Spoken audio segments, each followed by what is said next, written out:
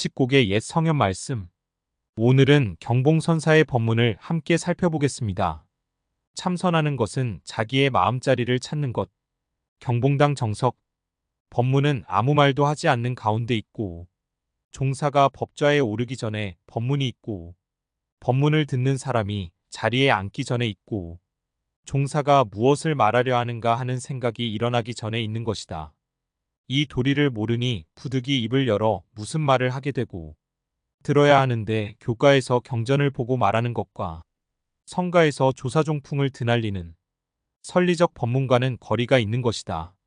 누구든지 산을 볼 때에 산이 푸르고 물을 볼 때에 물이 푸르게 흘러내리지만, 수행이 어떤 경지에 올라가면 산을 봐도 산이 아니오, 물을 봐도 물이 아니다.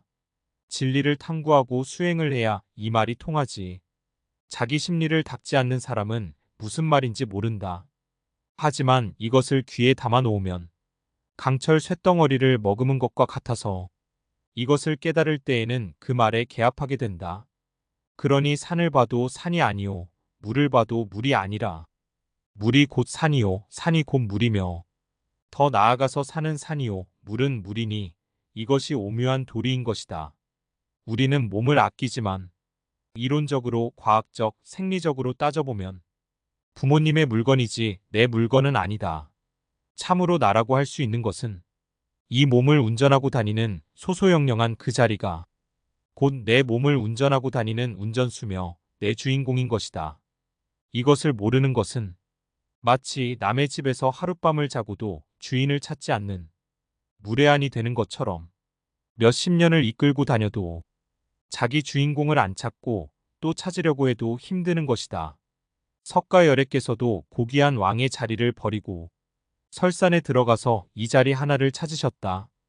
여러분이 먹고 입고 거처하는 의식주의 세 가지 일에 날마다 노력하는 24시간 가운데 9시간 일하고 5시간 놀고 6시간 잠자고 4시간 남아있으니 그중 단 1시간만이라도 내 주인공을 찾는 여기에 주력을 다해야 한다.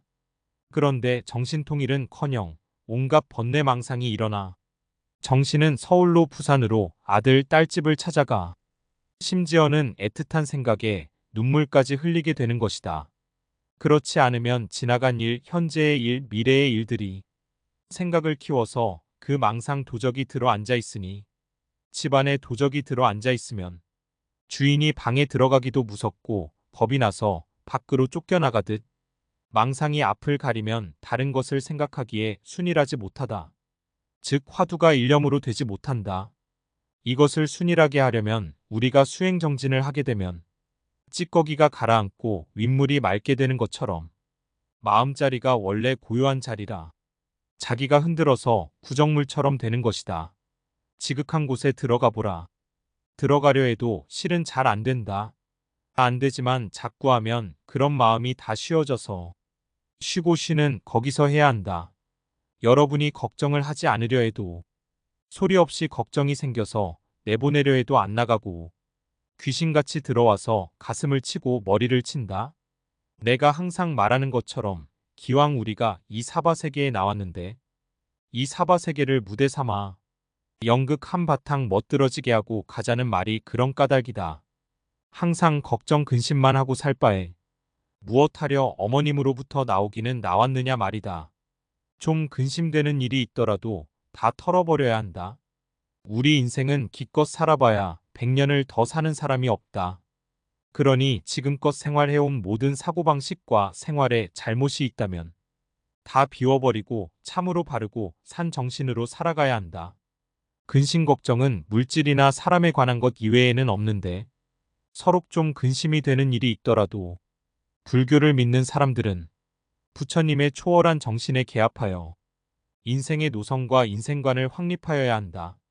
선은 부처님 마음이요, 교는 부처님 말씀인데 참선하는 것은 자기의 마음자리를 찾는 것임을 알아야 한다.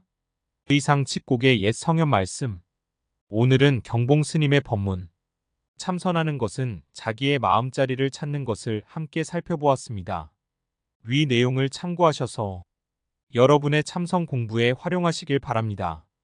경청해 주셔서 감사합니다.